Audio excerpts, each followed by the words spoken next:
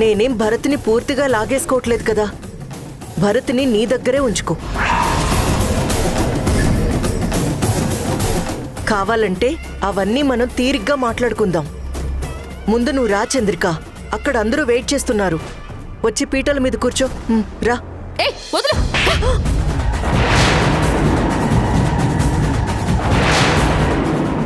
నీ వల్ల, కేవలం నీ వల్ల మానవత్వం అనే పదానికి విలువ లేకుండా పోయింది. ఇక నుంచి జీవితంలో కళ్ళ ముందు మనిషి చచ్చిపోతున్నా సరే అయ్యో పాపం అనడానికి కూడా భయపడే పరిస్థితి తెచ్చావు.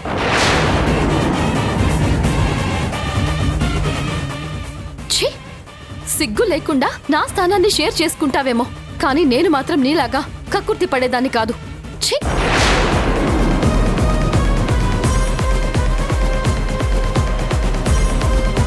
అరే ఏంటిది నేత్ర? ఎందుకు చంద్రిక నన్నిలా అపార్థం చేసుకుంటుంది? నేను నిజంగా మనస్ఫూర్తిగానే తనని పిలిచాను. నిజంగా నాకు వాళ్ళిద్దరిని విడదీయాలని లేదు నేత్ర. ఈ ప్రపంచంలో నీ అంత ఉదారంగా ఎవ్వరూ ఆలోచించరేమో రుద్ర. ఇప్పుడు నువ్విస్తున్నావే బంపర్ ఆఫర్. అదే చంద్రిక ప్లేస్లో నువ్వుండి నీ ప్లేస్లో చంద్రిక ఉంటే అప్పుడు తెలుస్తుంది. తను నీలాగే భర్తని షేర్ చేసుకుంటాను అంటే నీకు అప్పుడు తెలుస్తుంది తను పడే బాధేంటో. నేను నిన్ను చూసి ఇంతకుముందు జాలి పడేదాన్ని. ఇప్పుడు నాకు నీ మీద అసహ్యం కలుగుతోంది. అయ్యో పాపమన్న పాపానికి వాళ్ళ జీవితాలకి శాపంలా మారి వాళ్ళని పట్టి పీడిస్తున్నావు. నువ్వు మారవు. ఛీ. కాదు నేత్ర,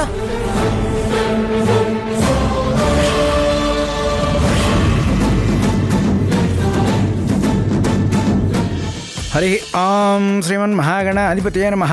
మహాలక్ష్మీ నారాయణాయ నమో నమః. రమా సత్యనారాయణ స్వామినే నమో నమః. ఓం గణానాం త్వా గణపతిగుం హవామహే కవిం కవీనాముపమస్రవస్తమం జ్యేష్ఠరాజం బ్రహ్మణాం బ్రహ్మణస్పద ఆనశృణ్వన్నోతిభిः सीदसादनम्. ఓం ఆచమ్య కేశవాయ స్వాహ. ఓం నారాయణాయ స్వాహ. ఓం మాధవాయ స్వాహ. ఓం శ్రీకృష్ణ పరబ్రహ్మణే నమో నమః. నమస్కారాన్ని సమర్పయామి. అందరూ నమస్కారం చేసుకోండి. బాబు కొబ్బరికాయ కొట్టండి.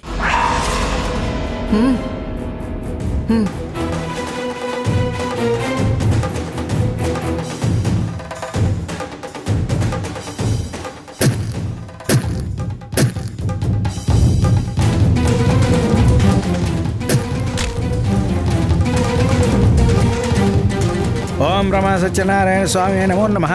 నైవేద్యం నారికేళఫలం సమర్పయామి. ఓం భూర్భువః స్వః తత్సవితుర్వరేణ్యం భర్గో దేవస్య ధీమహి ధియో యో నః ప్రచోదయాత్. నారికేళఫల నైవేద్యం సమర్పయామి. ఓం కర్పూర పరిమళ శోభిత మంగళ నీరాజనం. మంగళం కౌసలేంద్రాయ మహనీయ గుణాత్మనే చక్రవర్తి తనూజాయ సార్వభౌమాయ మంగళం. రమా సత్యనారాయణ స్వామినే నమో నమః. ఆపదామ భర్తారం దాతారం సర్వసంపదాం లోకాభిరామం శ్రీరామం భూయో భూయో నమామ్యహం. దీపం దర్శయామి.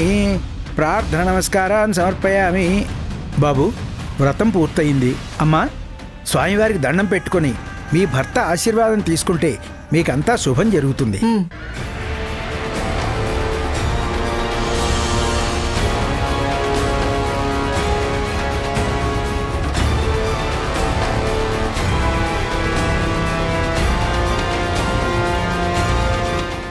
ఏవండి, నన్ను మనస్ఫూర్తిగా ఆశీర్వదించండి.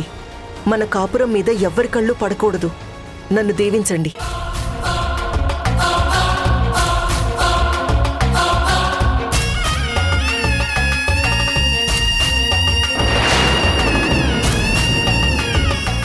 నన్ను మోసం చేసి నాకిష్టం లేకపోయినా నా జీవితంలోకి వచ్చావు. ఈ జన్మకే కాదు, ఏ జన్మకి నిన్ను భారీగా యాక్సెప్ట్ చేయలేను. నా జీవితాన్ని నాశనం చేసిన నువ్వు సర్వనాశనం అయిపోవాలని మనసారా కోరుకుంటున్నాను.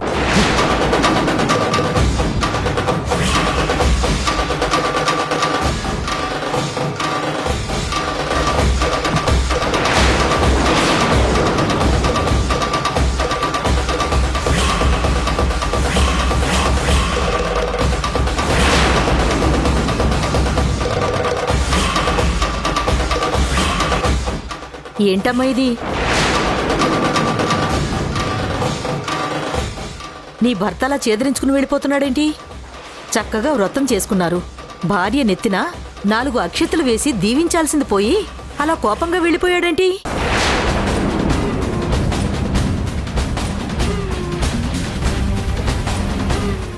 ఇలా అయితే ఎలాగమ్మా?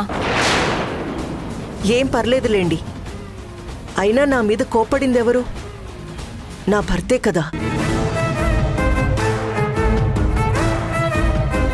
భార్యాభర్తలన్న తర్వాత ఆ మాత్రం కోపతాపాలు లేకుండా పోతాయా? భర్త ఏమన్నా భార్య సర్దుకుని పోవాలి. ఎంత కోపం ఉన్నా నా పక్కనే కూర్చొని చక్కగా వ్రతం చేయించారు. నాకంతకంటే ఇంకేం కావాలి? ఇప్పుడు కోపడ్డ ఆయనే సాయంత్రం అయ్యేసరికి అన్నీ మర్చిపోయి నవ్వుతూ పలకరిస్తారు. భార్యాభర్తల మధ్య ఇలాంటివి సహజమే కదా. ఏం పిన్ని, ఇవన్నీ మీకు తెలీదా? నిజంగా నీలో ఎంత మార్పు వచ్చిందమ్మా? మేం చూస్తుంది ఇదివరకు రుద్రానినేనా? నీలో చాలా మార్పు చూస్తున్నాం.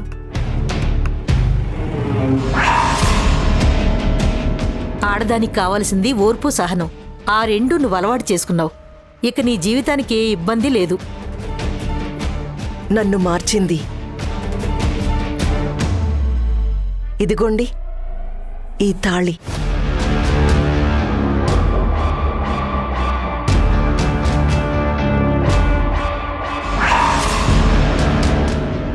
ఆయన నా మెళ్ళో తాళి కట్టిన వేళ విశేషం ఏంటో కాని నాకు తెలియకుండానే నాలో ఓర్పు, సహనం వచ్చాయి.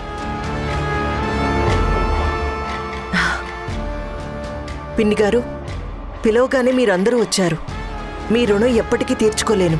చాలా థ్యాంక్స్ అండి. అందరూ తీర్థప్రసాదాలు తీసుకొని భోజనాలు చేసి మరీ వెళ్ళాలి. మర్చిపోకండి. అలాగే అమ్మా.